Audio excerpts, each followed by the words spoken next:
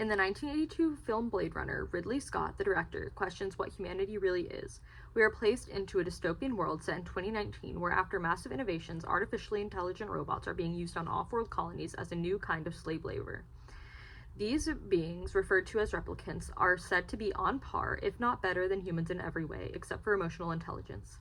This leads the replicants to rebelling and killing humans on these colonies, causing replicants to be outlawed on Earth. Earth in this film is completely devoid of any nature and is overrun with industrialized urban areas full of greenhouse gases and garbage everywhere. Throughout the movie, we follow Deckard, a Blade Runner whose job it is to retire those rogue replicants.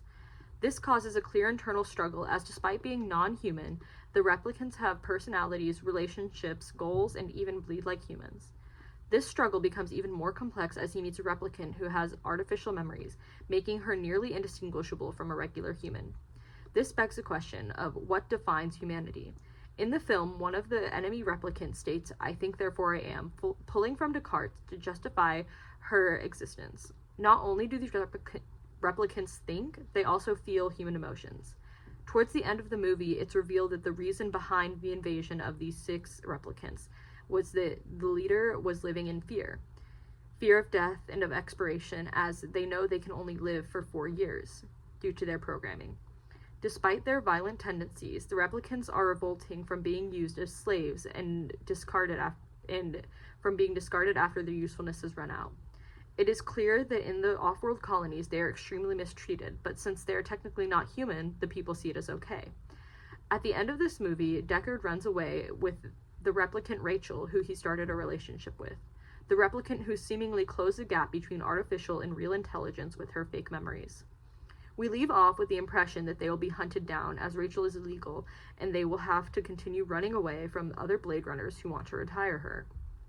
This film questions the definition of humans and humanity, exposing how capitalist greed can lead to extreme consequences for humanity, such as the over-advancement of artificial intelligence.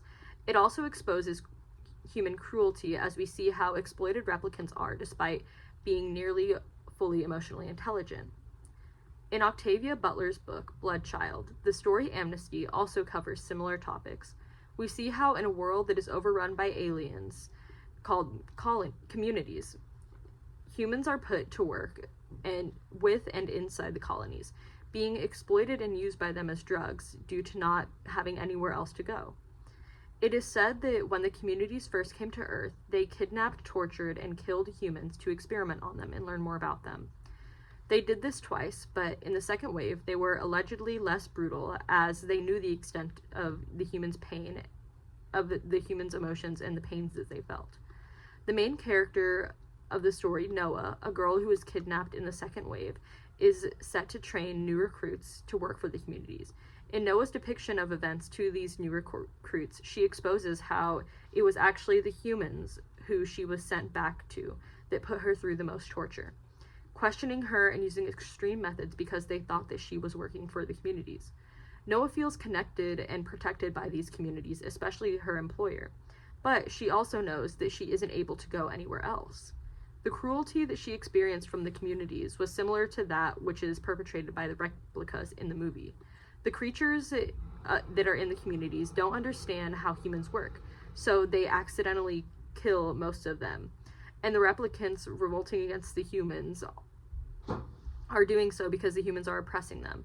In both stories, we see how the main characters lean on who is supposed to be their enemies for comfort. Noah was tortured by the human military, and Deckard was exploited by the police force. The way that Noah feels comforted by her employer is similar to how Deckard feels understood by Rachel. This connection that they build is due to the cruelty of the humanity pushing them away.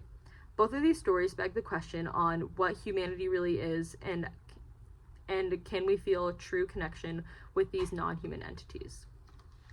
Thank you.